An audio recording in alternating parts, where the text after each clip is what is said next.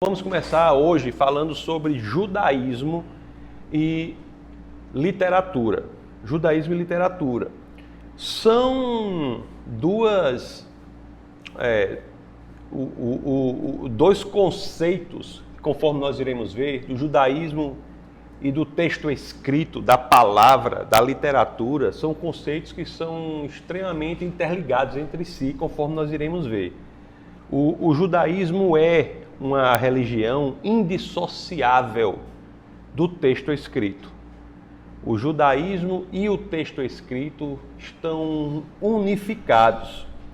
Eles entendem, os judeus entendem que é por meio do texto escrito, por meio do livro sagrado, que Deus se comunica com o seu povo, com o povo judeu. Então, a importância do texto sagrado, do texto escrito, da palavra, é central para a prática judaica. E não só pelo fato de ser como Deus se comunica com os homens, mas também pelo fato de que é ali no texto sagrado que estão as leis para o povo judeu, o modo como o povo judeu deve agir e se comportar durante o tempo aqui na Terra.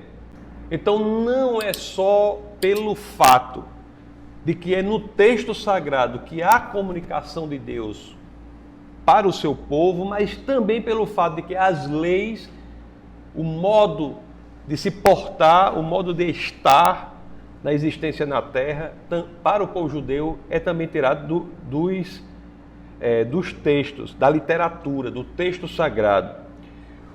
Existe um terceiro aspecto que coloca o texto sagrado também, o texto escrito, a literatura, como um elemento muito importante para o judaísmo. Que, conforme nós iremos ver mais à frente, eles logo identificaram que era pelo texto escrito, o texto sagrado, era pela produção textual do povo judeu que a identidade do seu povo seria mantida. Então nós temos três elementos aí que de cara identificam uma ligação, uma correlação muito forte entre o judaísmo e a literatura, o texto, a palavra. A primeira é que eles entendem que é pelo texto, pela palavra escrita, o texto sagrado, nós iremos daqui a pouquinho ver e entender que texto é esse. É pelo texto sagrado que Deus se comunica com o seu povo. Segundo, porque é no texto sagrado que você tem o modo de ser, de agir que o povo deve adotar. As leis, os mandamentos estão no texto sagrado. E por fim, porque eles logo identificam que é no texto que o povo judeu, que durante muito tempo fica sem lar, sem casa, sem terra, eles entendem que o seu elemento principal de manutenção de identidade é o texto.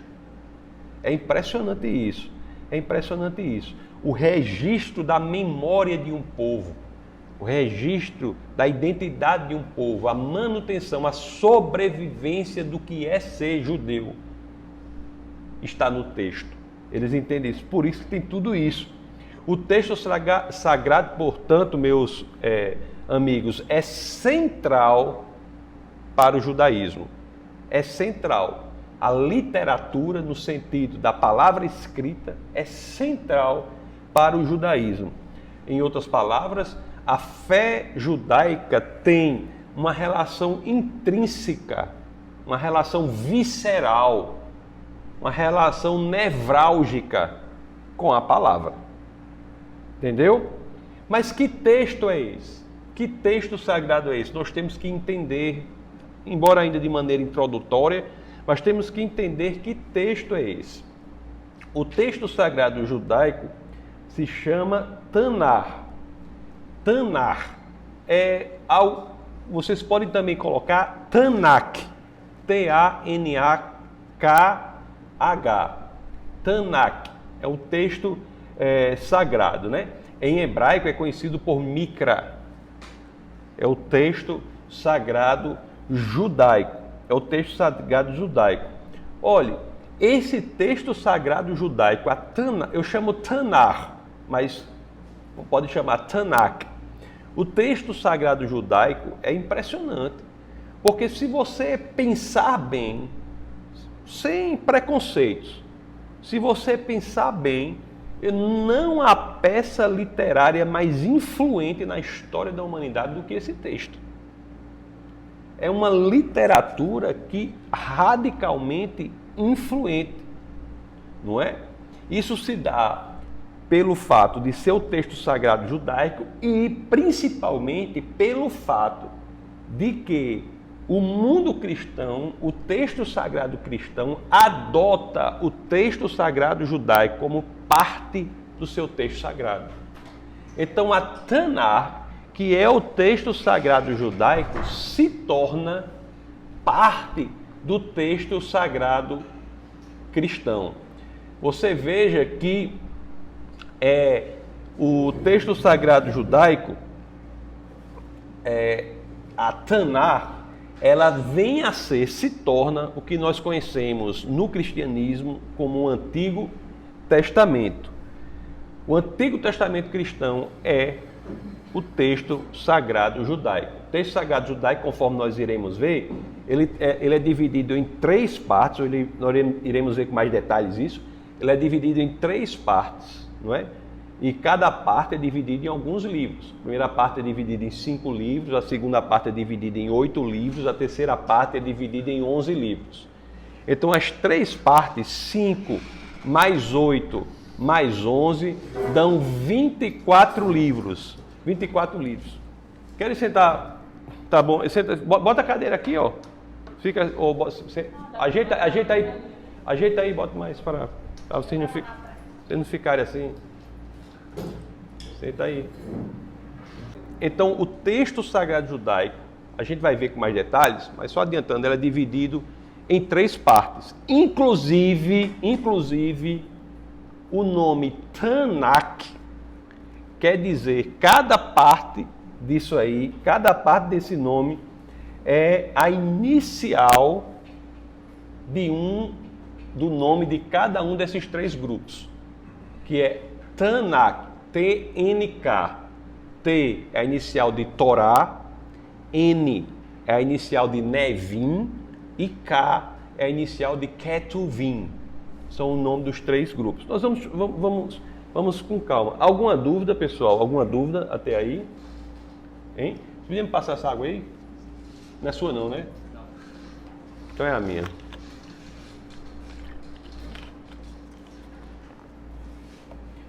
Então nós temos aqui, a Tanakh, que é a junção de 24 livros. Esses 24 livros são escritos em hebraico. Há alguns trechos, algumas partes que não são em hebraico, são em aramaico, principalmente no livro de Daniel e no livro de Esdras. Então algumas partes são escritas em aramaico, mas o texto, de modo geral, é escrito em hebraico. Conforme eu disse para vocês, são 3 grupos, não é? A Torá, Nevim e Ketuvim. A Torá são os livros de Moisés, é a lei.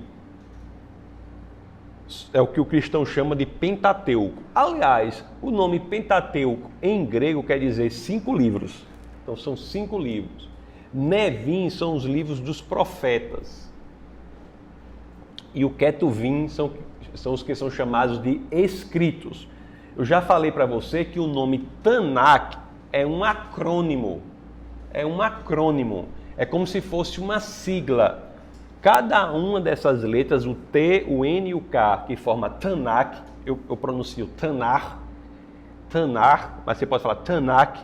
Cada uma dessas sílabas, cada uma dessas letras, T, N, K, dão um nome de cada um dos grupos do texto sagrado. Torá para T, Nevim para N e Ketuvim para K. A primeira parte dele é o que é o mais conhecido. Popularmente, o povo pensa por aí que o texto sagrado judaico é a Torá. Torá é, sim, texto sagrado judaico, mas é principalmente a primeira parte dele, são os primeiros 5 livros. É a lei. O texto sagrado é a Taná, a primeira parte é a Torá. A Torá são 5 livros. São os mesmos livros que estão lá na Bíblia cristã no Antigo Testamento, só que os cristãos chamam Pentateuco. Então nós temos assim, o primeiro livro é o Bereshit, que no cristianismo se torna Gênesis, né? Que literalmente em hebraico, Bereshit quer dizer no início. No início, então o primeiro livro. Depois nós temos o Shemot, que para o cristianismo se torna Êxodo, que é o segundo livro de Moisés. Depois nós temos Vaikra, que quer dizer ele disse, né? Que para o cristianismo se torna o Levítico. Depois nós temos o Bamidbar, que quer dizer no deserto, né? Que para o cristianismo é o livro de Números. E por fim nós temos o último dos 5 livros, que é o Devarim, que quer dizer palavras, que para o cristianismo recebe o nome de Deuteronômio. Então são esses 5 livros que formam.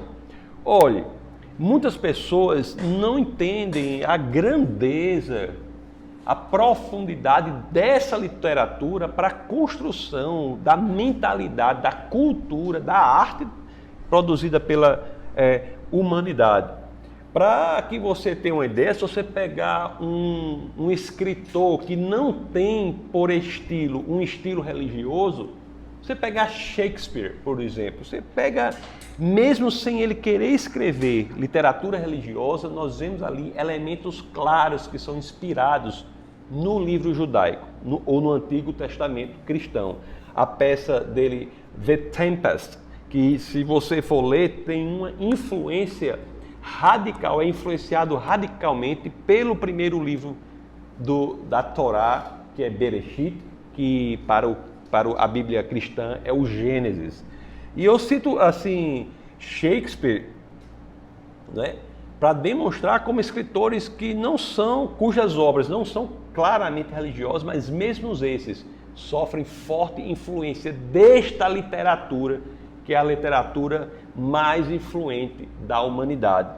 Há muitos outros, né?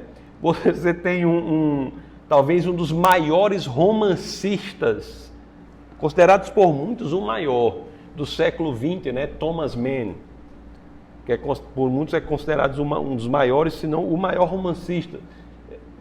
Uma das obras principais dele, né, que ele escreve em alemão, que é Joseph und seine Brüder, que quer dizer José e seus irmãos. José e seus irmãos. Joseph und seine Brüder. José e seus irmãos. Isso é baseado em quê? Vocês acham que são inspirados em quê? Isso. Na história de José e os seus irmãos. A história que está no texto sagrado judaico, no Antigo Testamento cristão. Mais especificamente, na segunda parte do primeiro livro, que é o livro de Gênesis. Uma história baseada do capítulo 27 ao 50 do livro de Gênesis, que para o judeu é o Bereshit. Vamos voltar à estrutura, né? Pensar sobre a estrutura do texto do livro sagrado judaico. A primeira parte, nós vimos, é a Torá, não é? Que para o cristianismo é Pentateuco, são 5 livros. A segunda parte é o Nevim. Nevim são livros proféticos, né? São livros de uma beleza impressionante. Então nós temos lá Josué, Juízes, Samuel, Reis, Isaías, Jeremias, Ezequiel, e depois nós temos um livro chamado Os 12 Profetas Menores. Aquilo que no cristianismo cada um dos profetas menores é um livro, para eles juntam os 12 profetas menores como um só livro. É porque o texto judaico, ele tem 24 livros, conforme nós vimos. 5 na primeira parte, 8 na segunda e 11 na terceira. 11 mais 8 mais 5, 24 livros. O Antigo Testamento cristão tem 39 livros. Por quê? Porque alguns dos livros judaicos são divididos no Antigo Testamento. Então, aqui é um exemplo de uma divisão por 12. Então, quando nós vemos no Tanar, mais especificamente na segunda parte, que é o Nevim, o livro Os 12 Profetas Menores, nós vemos como um só livro lá. Aqui no cristianismo nós vamos ver como 12 livros. Então, os profetas menores estão num só livro, e no Antigo Testamento são os livros de Oséias, Joel, Amós, Obadias, Jonas, Miqueias, Naum, Abacuque, Sofonias, livro de Ageu, Zacarias e Malaquias. Olha, são histórias incríveis, são vidas incríveis, são missões dessas pessoas impressionantes. É uma riqueza literária única no livro sagrado judaico. Qualquer intelectual não pode estar ignorante diante desta produção que é feita nos primórdios pelo povo judeu. A terceira e última parte é formada por 11 livros, que é o Ketuvim, conhecido também por os Escritos. Porque assim, né? São livros de estilos diferentes. Você tem livros de poesia belíssima. Se você quer poesia de qualidade belíssima, tem outros lugares também, mas ali é inigualável. O livro de Salmos, Salmos contém poesias impressionantes. Aliás, são as poesias mais declamadas e mais consideradas, mais valorizadas na história da humanidade. Está no livro de Salmos. Então temos Salmos, temos Provérbios, temos Jó. Jó foi, na ordem cronológica, o primeiro livro escrito. Foi o livro de Jó.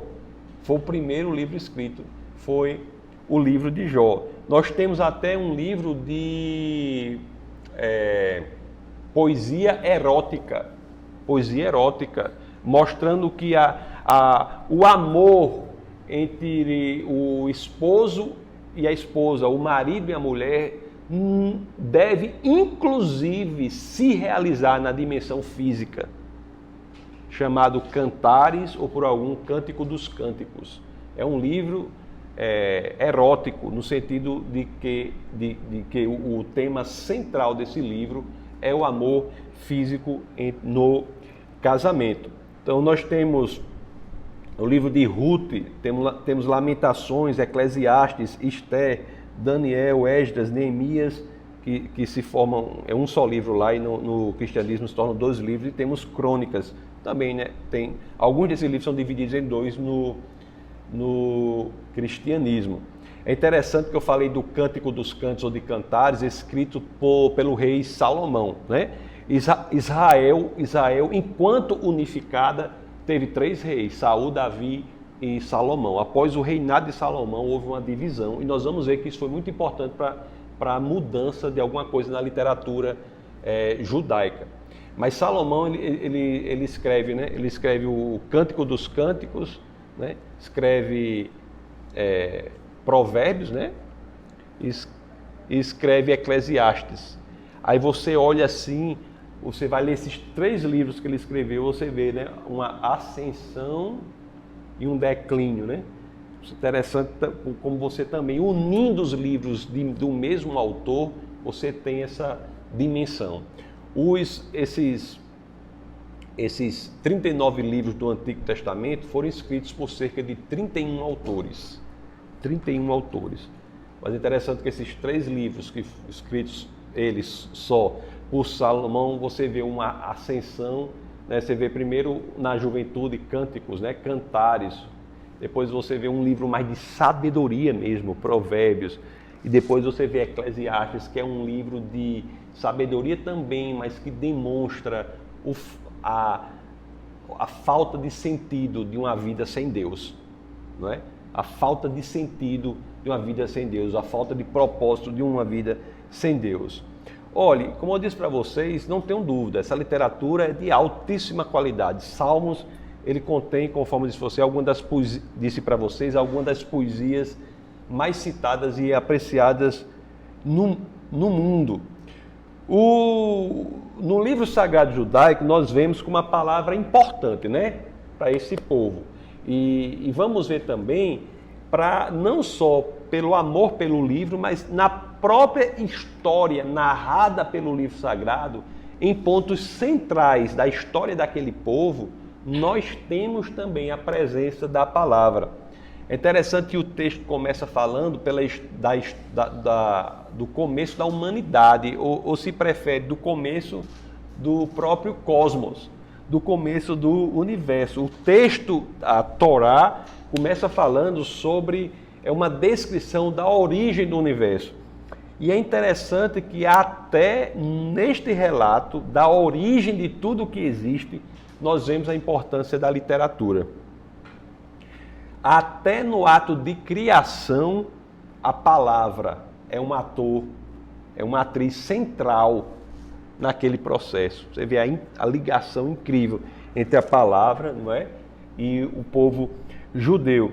É porque, de acordo com o texto judaico, a metodologia padrão escolhida por Deus para moldar o mundo, para moldar a realidade, o mundo, é a palavra, não é? Então a palavra é um elemento central, para a criação. Deus usa a metodologia da palavra em regra para moldar o mundo. Então, segundo a descrição de criação no livro sagrado judaico, Deus fala, Ele diz, e as coisas acontecem. Lá no livro de Gênesis, por exemplo, no capítulo 1, no verso 3, as Escrituras dizem assim, né? Disse Deus, haja luz, e houve luz. A palavra é capaz de moldar o mundo. A linguagem é capaz de atingir a realidade moldando-a. Que conceito impressionante, não é? Que conceito impressionante. E de fato, quando lemos isso em hebraico, interessante que o verbo diz, né? Disse Deus, em hebraico é amar. Amar, como se fosse português amar, né? Amar, que quer dizer exatamente isso. Quer dizer falar, proferir, dizer. Então, a palavra proferida é servível para moldar o mundo, de acordo com a vontade de Deus. Eu acho esse conceito, eu não sei vocês, eu acho esse conceito um conceito belíssimo, sabe? De relação de arte com religião, com o sagrado. Quer dizer, um elemento central para a produção artística, que é a palavra, esse elemento é aquele que o livro sagrado elege como metodologia padrão para Deus moldar o mundo durante o processo de criação. O homem, por exemplo, não foi criado assim de acordo com as escrituras judaicas. Deus moldou o homem, formou o homem com as mãos e soprou a vida em suas narinas. É diferente, mas o padrão da criação é a palavra. Outra coisa interessante também é que ele cria o homem dessa forma, Deus cria o homem dessa forma, aí o homem é vivo, e você acha que Deus ia deixar o homem sem trabalhar? Não, dá logo um trabalho para o homem. A literatura judaica, né, que é importada pelo cristianismo, entende o trabalho como uma vontade de Deus para o homem na terra. O trabalho é algo planejado por Deus para o homem na terra. Não é interessante que tem muitos, até no cristianismo, que acham que o trabalho decorre do pecado, da queda do homem. Não existe isso na literatura sagrada, não. Não é? Talvez o aborrecimento no trabalho, ou o desânimo no trabalho decorram disso. Mas o trabalho em si, Deus cria o homem e dá ao homem um trabalho. E o primeiro trabalho que a humanidade teve que desempenhar na Terra, era um trabalho a ser exercido pela palavra. É incrível, não é não? É incrível também, não é não? Deus cria o homem e o primeiro trabalho que ele dá à humanidade é para ser exercido pela palavra. E não era um trabalho pequeno, viu? Era o trabalho de dar nome aos animais criados por Deus. Foi o primeiro trabalho.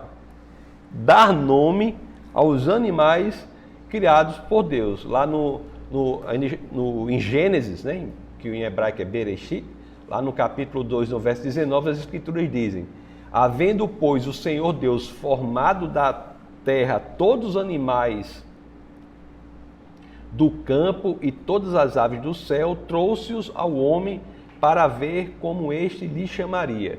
E o nome que o homem desse a todos os seres viventes, este seria o nome deles. Aí ficou lá, Adão teve um trabalho impressionante. E foi exercido pela palavra. Olhe só a ligação, né, do judaísmo com o texto, com a palavra, com a literatura, não é? E mais à frente também, durante toda a história que o livro sagrado narra, você vê relações com o texto em momentos centrais desse povo. Se, conforme eu já falei para vocês, se há algo central para o judeu, importantíssimo para o judeu, são as leis, os mandamentos, não é? E os mandamentos chegaram ao povo como? De acordo com o texto. Deus deu a Moisés os mandamentos escritos. É um texto, é uma obra literária divina. Deus deu a Moisés para ele entregar ao povo o texto escrito. Os 10 mandamentos estão registrados nos livros judaicos, lá em Êxodo, capítulo 20, de 2 a 17, e em Deuteronômio 5, de 6 a 21. Meus amigos, você veja bem, se a ligação do povo judeu com a palavra, né, com o texto era grande, aí ficou ainda maior. E agora nós vamos entender aquele terceiro elemento que eu falei, que é o registro da memória e da identidade do povo judeu. Se a relação do povo judeu com o texto já era grande pela formação do povo, como ele era construído, ficou ainda maior pelas vicissitudes, intempéries, problemas, perseguições, porque esse povo passou na terra. Né? Eles foram expulsos várias vezes, né? Houve várias diásporas desse povo, e isso tem um elemento central para o texto, para a relação do judaísmo com o texto, com a literatura. Talvez a primeira vez, né, que o povo judeu tenha sido expulso do seu lar verdadeiro, tenha sido naquele momento em que, inclusive, o templo foi destruído, lá no ano 586 a.C. No ano 586 a.C., o povo judeu é expulso da sua casa, é expulso de Jerusalém. O rei Nabucodonosor II, o grande imperador da Babilônia, não é? Ele invade Jerusalém, destrói tudo, inclusive o templo que havia sido construído por Salomão, que o pai dele, Davi, o rei anterior, havia reunido o material para a construção e o filho construiu. O rei Nabucodonosor II invade Jerusalém e destrói a cidade, destrói o templo e expulsa os judeus para a Mesopotâmia. Aí você veja, né? Isso é impressionante, um povo que sofria tanto. Eu falei que o Nabucodonosor II invade Jerusalém e expulsa o povo, porque já nesse momento já havia tido a divisão de Israel, do povo judeu, da nação hebraica. Então, já nós temos o reino do norte e o reino do sul. No reino do sul era Jerusalém, e Nabucodonosor invadiu Jerusalém e expulsou o povo. Mas o reino do norte já tinha sofrido invasões 136 anos antes disso, pelos assírios.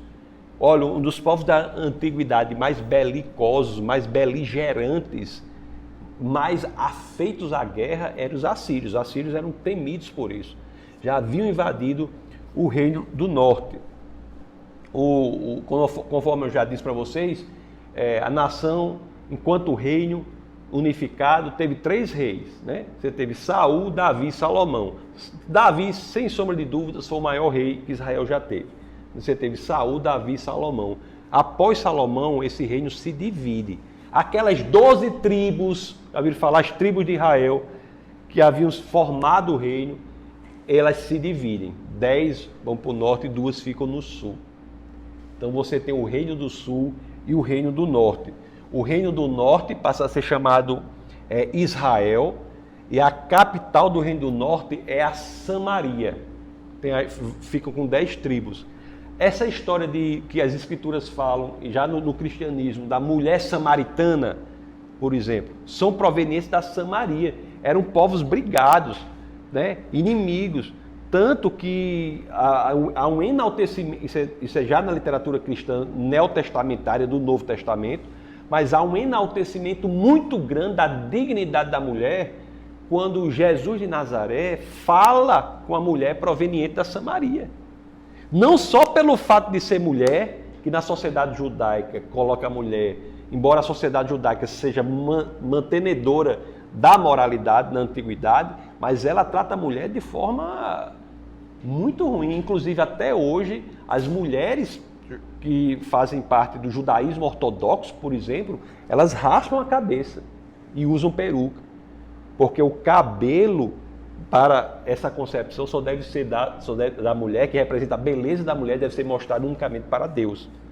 Então é interessante que essa questão da Samaria faz com que nós entendamos, né, a força revolucionária de uma pessoa como Jesus de Nazaré chegar e falar, não só com alguém proveniente da Samaria, mas sendo também uma mulher.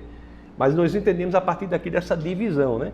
E tem o reino do norte, conforme eu disse, se chama Israel, a capital é a Samaria, formada por 10 tribos, e há o reino do sul, que é onde fica Jerusalém, que é chamado Judá, que é onde fica Jerusalém, daí o nome judeu, da tribo, né, que vem da tribo, que dá nome a Judá, e você tem, em muitas línguas tem esse radical, Iuda, esse radical aí, que fica com 2 tribos. Então lá o reino do norte já havia sido invadido em 722 a.C. pela Síria, né? E as 10 tribos sofreram demais, foram levadas como prisioneiras para a Síria. Então o povo judeu é um povo que sofreu muito. Mas você veja bem, aquele povo já sofria invasões e expulsões há muito tempo. E isso ocorre ali com a destruição com coisas gravíssimas, destruindo o seu templo, como fizeram em 586. Esse templo é reconstruído e vem a ser destruído de novo no ano 70 depois de Cristo. Então, o que é que isso aí tem a ver com a literatura? O que é que isso aí tem a ver com a literatura? Tem a ver que quando o povo judeu se vê sem nada, não tem lar, não tem chão, não tem ambiente nenhum, quando ele se vê dessa forma, o que é... Diga aí, queridona, dá para sentar mais... Quer sentar mais para cá? Dá bom aí? Quando o povo judeu se vê sem nada, quando ele se vê sem lar, sem terra, prisioneiro, expulso, feito como um escravo, ele olha para si e diz... Pode fechar essa porta direita aí, querido?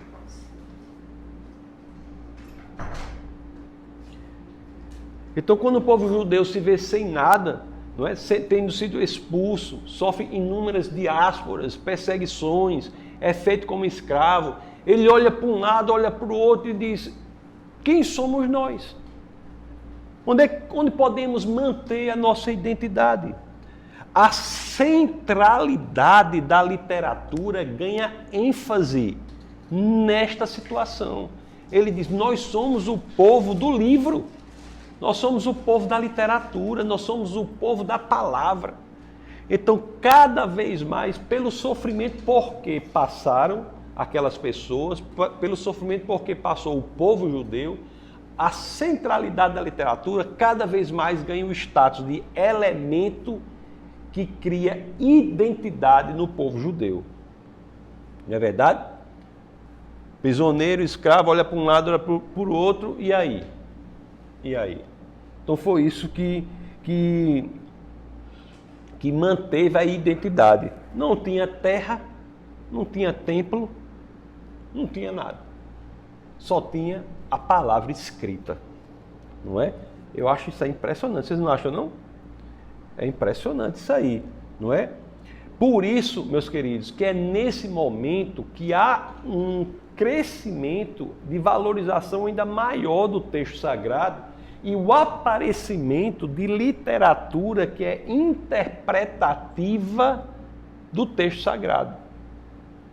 Então há uma produção de comentários do texto sagrado. Rabinos passam a escrever comentários do texto sagrado e que falam, que criam também no texto escrito um relato não apenas do texto sagrado, mas comentando o texto sagrado, um relato da tradição judaica, sempre por meio da literatura, não é? Fato é que, sem terra, sem templo, a Torá, as leis, de modo mais específico, a Tanar, de modo mais geral, se torna o novo lar do povo judeu. Não tinham lar, então eles fariam do texto escrito o seu lar. Estão entendendo isso aí? Estão entendendo como a história dá porque passou esse povo, o coloca com uma relação impressionante com a literatura? É interessante que essa história de povo sem terra, povo sem lar, não foi momentânea não. Mas você tem uma ideia, durante toda a Idade Média, a Renascença, o povo judeu era um povo sem lar, um povo sem terra. O iluminismo, no final, já com o iluminismo, no século XVIII, no iluminismo, você começa a ter algo na Europa que modifica essa questão da literatura. Até então, a literatura judaica se debruça sobre a construção da sua identidade, valorizando o texto sagrado, sendo pelo estudo da Taná, seja pela produção de texto escrito sobre o texto sagrado. Não é? Daí que você tem o Talmud e outros comentários mais, certo? Você tem tudo isso. Mas você passa a Idade Média toda assim, a Renascença toda assim, quando chega no Iluminismo nós temos algo diferente.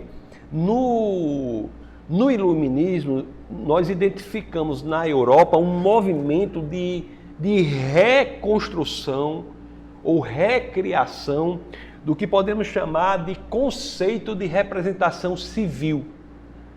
Os países europeus, em grande medida, passam gradativamente a querer que grupos antiminoritários ou a possibilitar que grupos eu não quero usar o termo marginalizados, vamos usar o termo popular escanteados, esses grupos escanteados passem a ter uma participação maior na sociedade. Isso aí, para o povo judeu, né, o povo que sofreu tanto, é uma coisa que cria uma angústia nele. Cria uma angústia nele. Eles gradativamente viram que tinha um espaço maior agora na sociedade. Então, esse povo antes escanteado, marginalizado, vê agora a possibilidade de ocupar espaço na sociedade. E muitos judeus realmente experimentam isso na Europa. Agora, isso causa uma angústia existencial. Porque os judeus ficam assim, sabe? Essa angústia vem a ter forte influência na literatura judaica. Porque eles ficam assim, ó. Porque ficaram até a seguinte pergunta. Ó, eles dizem assim: durante todo esse tempo nós lutamos, nós batalhamos tanto, durante todo esse tempo, para a manutenção da nossa identidade, né?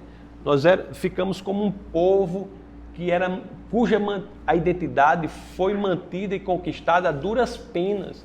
Não foi fácil isso. Então me diga uma coisa, será que nós estamos dispostos a abrir mão disso?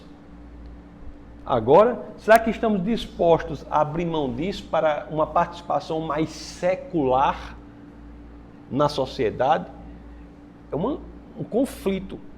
Eu abro mão da identidade, da minha relação intrínseca com o texto sagrado, ou eu, pelo menos, suavizo a minha relação intrínseca com o texto sagrado para ter uma participação maior na sociedade? Parte dos judeus fizeram isso.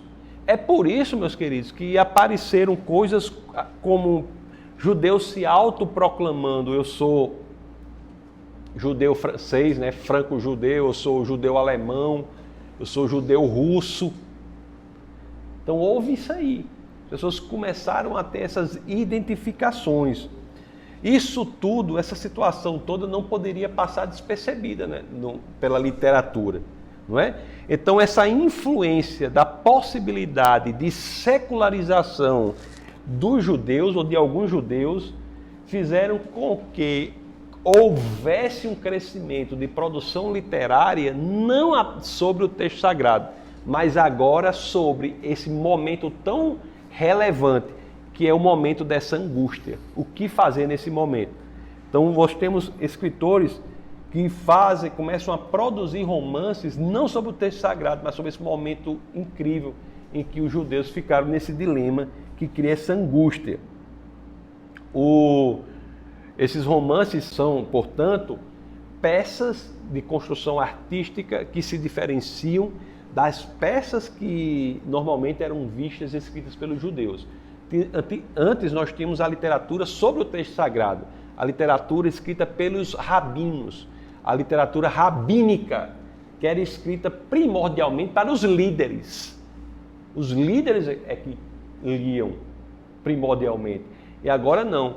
Nós temos romances, né, escritos sobre a realidade mundana da existência humana, a angústia existencial de saber se mantinham naquela posição ou se deixavam se secularizar. A literatura começa sendo escrita na versão do Yiddish. Essa literatura, né, começa a ser escrita dessa forma.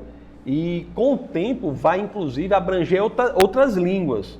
Coloquei aqui que, embora esses romances falassem sobre as coisas comuns do dia a dia, eles ainda mantinham algum laço com a questão do texto escritural, mas gradativamente iam perdendo esse laço. Os lugares em que as tramas ocorriam, em regra, nos primeiros romances mais abertos, era ainda a Palestina, por exemplo. Mas, com o tempo, esses artistas passaram a ficar mais livres. Eles passaram a se sentiram mais livres. Tanto que nós vimos agora não mais a literatura sendo escrita em Yiddish, mas escritas em línguas de matriz europeia, como o inglês, o francês, o alemão, o russo.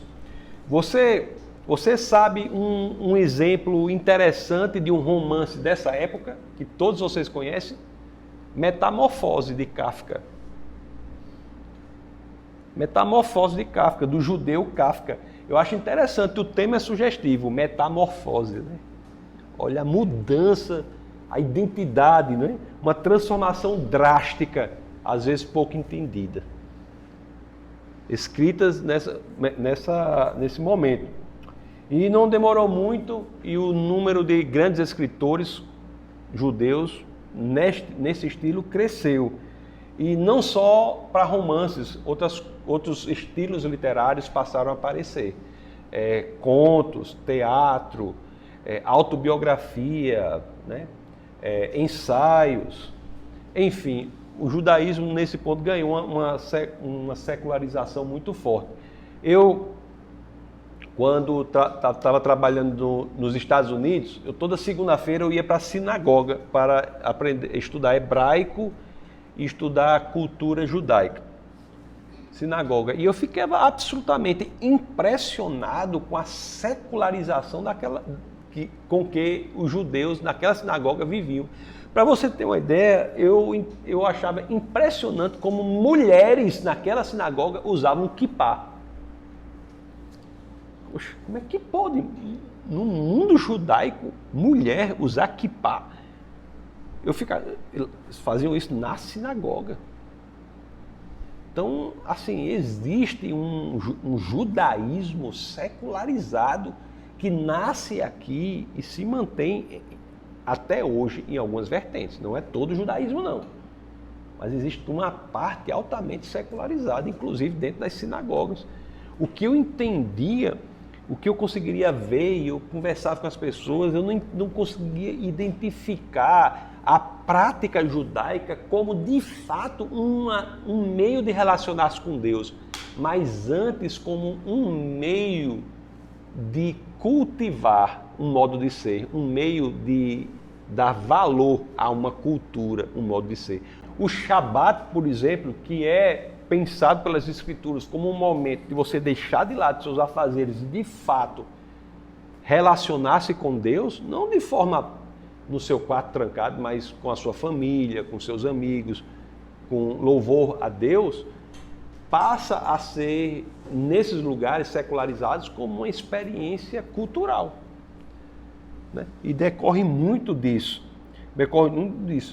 Chega-se então o século XX, né? E o século XX não deixou nada barato. O século XX foi um século terrível, né?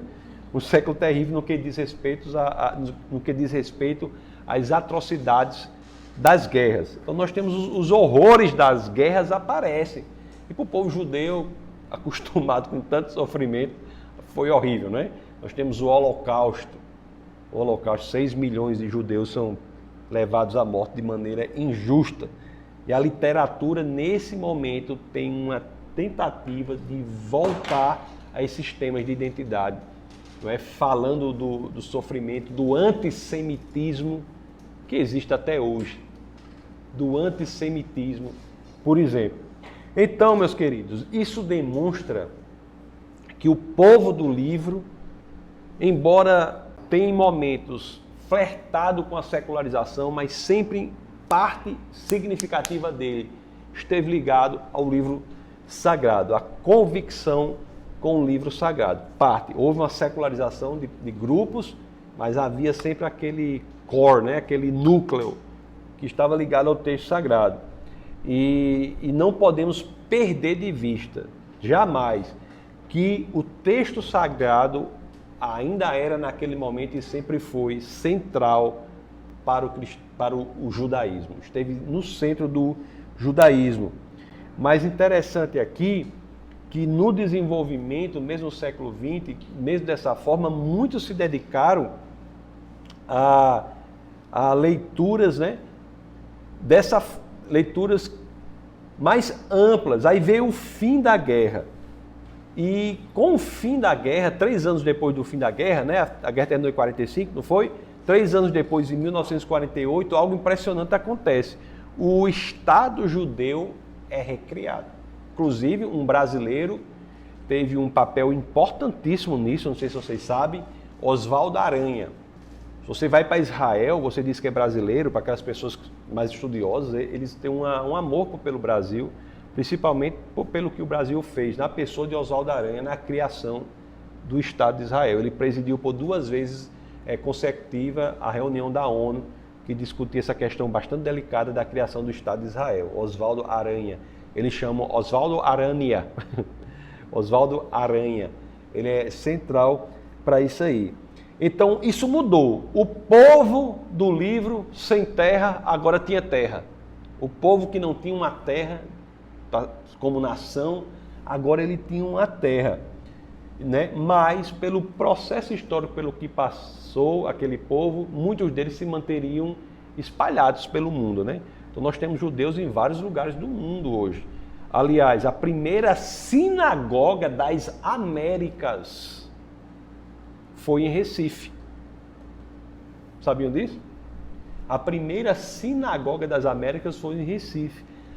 O grupo extremamente relevante na condução de decisões do mundo, que é o grupo judaico de Nova York, dos Estados Unidos, foi em grande parte proveniente de Recife.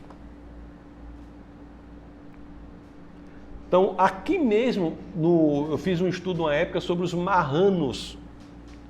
Marranos são descendentes de judeus nordestinos brasileiros que têm essa descendência e não sabem por quê. Tem muitas práticas nossas que são decorrentes do judaísmo, não sabemos por quê. Vocês do Nordeste aqui, já ouviram sua mãe, por exemplo, dizer assim, menino, não coma carne de porco? Por que a gente não come carne de porco? Assim, a gente sente aquele negócio quando vai comer carne de porco. Por quê?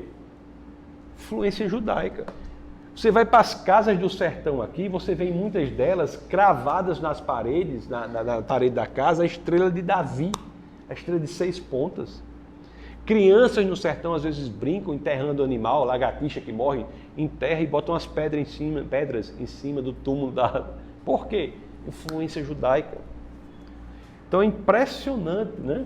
É impressionante essa influência do judaísmo, que é uma religião com poucos adeptos. Não existe evangelismo judaico, porque o judaísmo, se você me permite essa forma de dizer, é uma religião aristocrática, no sentido de ou você nasce judeu ou você não se torna judeu. A conversão ao judaísmo no núcleo ortodoxo do judaísmo é desprezada.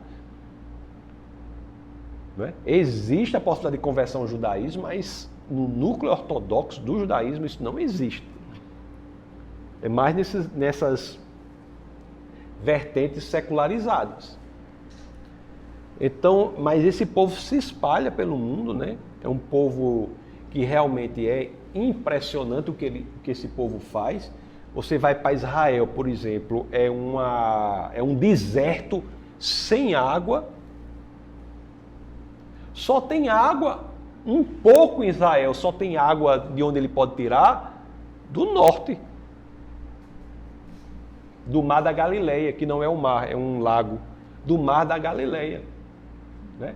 A água vem das colinas de Golã. Toda a água do sul de Israel é feita pela dessalinização da água do mar. E você vê um deserto desse sem água, é exportador de flores para a Holanda. E na área da cultura, né, no pós-guerra, com a tecnologia se desenvolvendo, nós temos um olhar mais sério para a indústria cinematográfica. O cinema foi inventado em 1895, né? Como vocês sabem, pelos irmãos Louis e Auguste Lumière. Eles inventaram o cinema, mas a indústria cinematográfica ganha fôlego nesse momento. E os judeus olham para isso, para a imagem, e dizem, meu Deus, a literatura pode ser exercida não só com texto, mas também com imagens. Então, é por isso que hoje Hollywood, por exemplo, está cheio de produtores, roteiristas, diretores judeus, de altíssimo nível, de altíssima qualidade. E essa ideia da imagem com texto traz outros horizontes, né? A literatura passa a ser entendida não como o texto apenas. Essa combinação de imagem e texto é perfeita para o desenvolvimento da literatura infantil. Vocês já ouviram falar em Curious George, que é George o Curioso. É Jorge o Curioso. Jorge o Curioso é dessa época, né? Augusto e Margaret Ray, em 1939, inventam a lagarta esfomeada, The Very Hungry Caterpillar. Foi criado nessa época, na união do texto escrito com imagem, literatura, né? A Very Hungry Caterpillar foi por Eric Carle, em 1969. Entre tantos outros, os quadrinhos, os judeus passam na literatura nos quadrinhos. O amor, a ligação pela literatura encontra outros elementos, né? E trazendo a imagem, e eles não fazem feio. Vou dar um exemplo para você de uma criação dessa época, em 1932, né? Ainda antes do fim da guerra, mas o Superman, era a criação judaica, né? Criada por Jerry Siegel, e foi ilustrada por Joe Shuster, dessa época. Temos também quem é o grande quadrinista judeu, Eisner, não é? Eisner, que ele sempre coloca o nome dele disfarçado nas produções dele. Se vocês não conhecem Eisner, procurem Eisner, E-I-S-N-E-R. Ele é muito conhecido. Eisner. Enfim, meus amigos, a literatura é indissociável do povo judeu. Está ligada ao judaísmo desde a criação do mundo, né? Segundo o texto sagrado. E ela se mantém como forma de identidade desse povo. Mas é claro, se expande tanto no conteúdo quanto na sua forma. Mas nada que venha a se comparar, né, com a profundidade, com a qualidade que nós vemos no texto sagrado, que é uma qualidade incrível, na Tanakh, que é o Antigo Testamento. Para terminar, eu vou colocar aqui uma citação de um filósofo conhecido, que, como vocês sabem, não era muito religioso, que é o Nietzsche. Não é? Nietzsche não era muito religioso, né? Friedrich Nietzsche. Friedrich Wilhelm Nietzsche. Ele quando ele escreve na sua obra Além do Bem e do Mal, Jenseits von Gut und Böse, além do bem e do mal, ele escreve assim, ó: no Antigo Testamento dos judeus, o livro da justiça divina, há homens, eventos e palavras tão grandiosos que não há nada na literatura grega ou indiana para comparar com ele. Em outras palavras, nisso, pelo menos, Nietzsche estava correto. Então nós temos, né? Nós temos, enquanto pensadores da arte, pensadores da literatura, vocês são pessoas, são intelectuais em formação, pessoas que optaram pela carreira acadêmica, vocês não podem se dar o luxo de não conhecerem este texto, esse grupo de textos. Ele é revolucionador de vários aspectos da existência da sociedade do mundo e nós temos que estudá-lo, ok? Agora nós vamos passar para as perguntas. Alguma pergunta?